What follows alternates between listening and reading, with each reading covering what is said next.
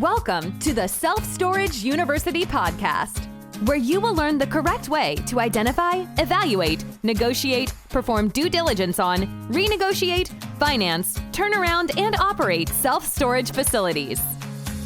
And now, here is your host, a partner in one of the largest real estate portfolios in the U.S. with nearly $1 billion of holdings, Frank Rolfe.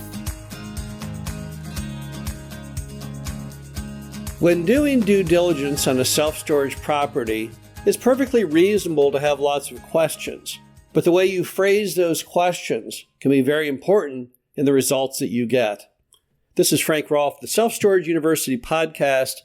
We're going to talk about asking the right questions when doing due diligence, just some different tips and things that we've learned over the years. So the first one is when talking to the seller or the broker that represents the seller, ask your questions twice in two different attack plans of the same question. If someone has 100 units and they say that they've got 60% occupancy, the next question would be, so how many vacant do you have?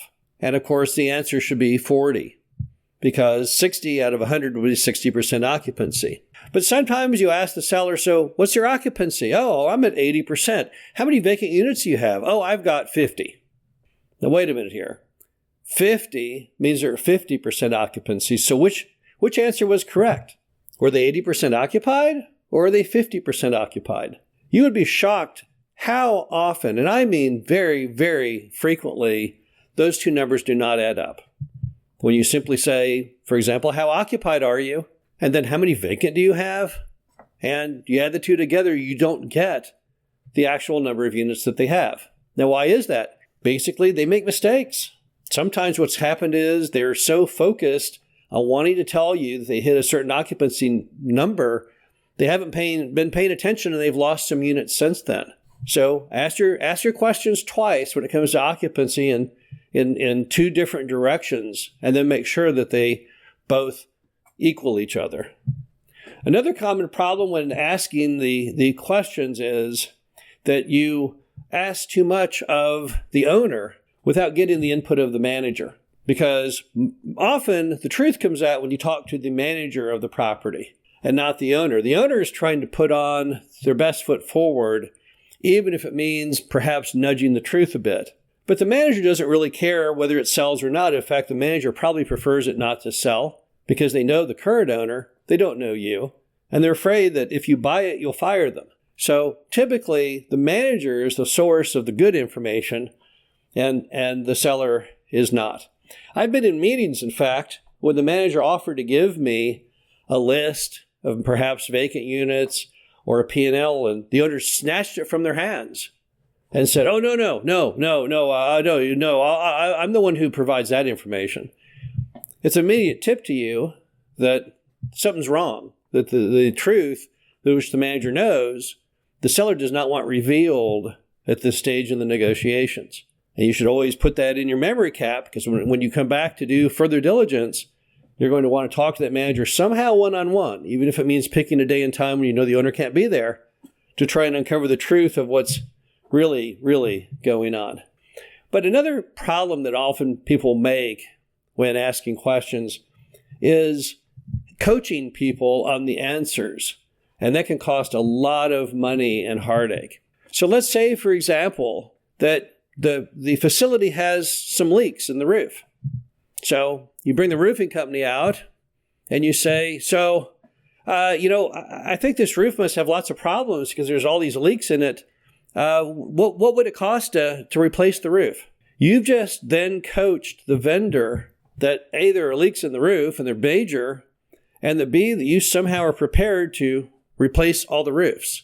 So clearly the vendor is then going to tell you, oh yes, you're right, this roof looks terrible. I could totally replace it for $250,000. But if the vendor had come out and you didn't coach them, and you simply said, what do you think of the roof? They look around and say, well, I don't know, it doesn't look too bad. And you then say, well, it does have a couple leaks. What's the cheapest way to fix those leaks? Now you have his mind bent on, number one, the fact you don't want to do a complete replacement, and number two, that you're trying to conserve cost. Because the vendor is looking to you for guidance as to what your budget is. How rich are you? How much do you want to spend?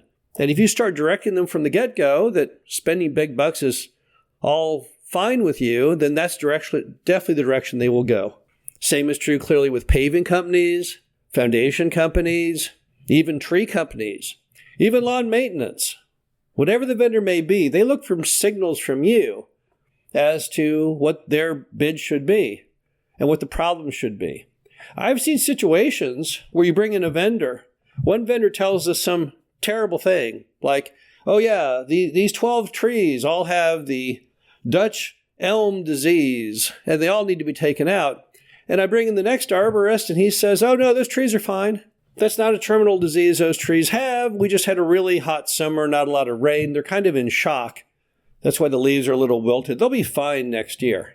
So often when you're talking to people, when you're asking questions, it's important that you don't give them leading questions that then help them gather their response. It's like coaching somebody. And the problem is people are often coaching the vendor to get the result that they don't want.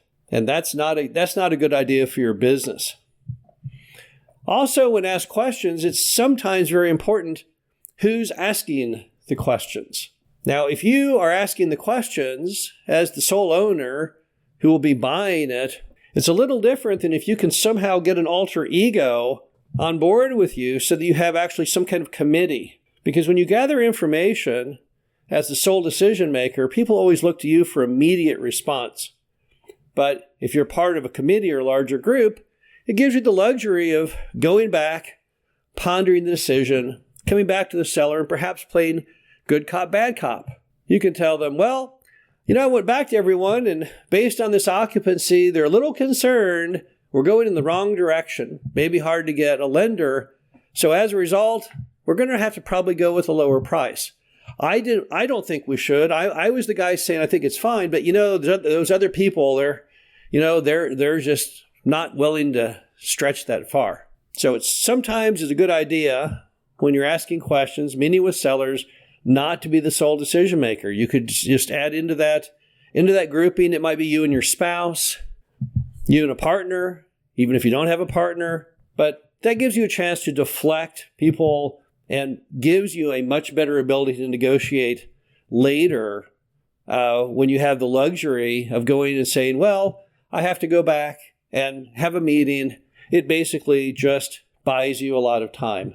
The bottom line to it all is when asking questions of sellers, you have to make sure that you ask the right question, you frame it properly, you ask the same questions twice to try and make sure as best you can to get the correct answers. Now, there's one question that always seems to linger on every storage deal, and that's simply, will you carry the financing?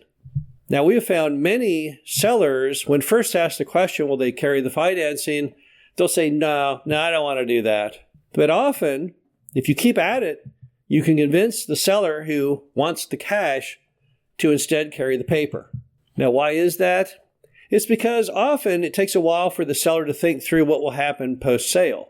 And then when they talk to their accountant, they talk to maybe the brokerage company, and they find they just can't get the amount of income they dreamed they would from the sale when they put it in the bank. But if they carry the paper on it, they pay less taxation on the front end, and they get a higher rate of return. So that's one question that needs to be asked not once, not twice, but typically at least 3 times. And if the seller still fails to understand the benefits of seller financing, you can then go to them even with a written description of what it all means to help push them along in that area. Asking questions is a key part of due diligence on any self-storage facility. But if you go out about it the right way, you'll get better answers, you'll get them quicker, and that'll make for a better purchase. This is Frank Rolfe with Self Storage University Podcast. Talk to you again soon. Thank you for listening to the Self Storage University Podcast.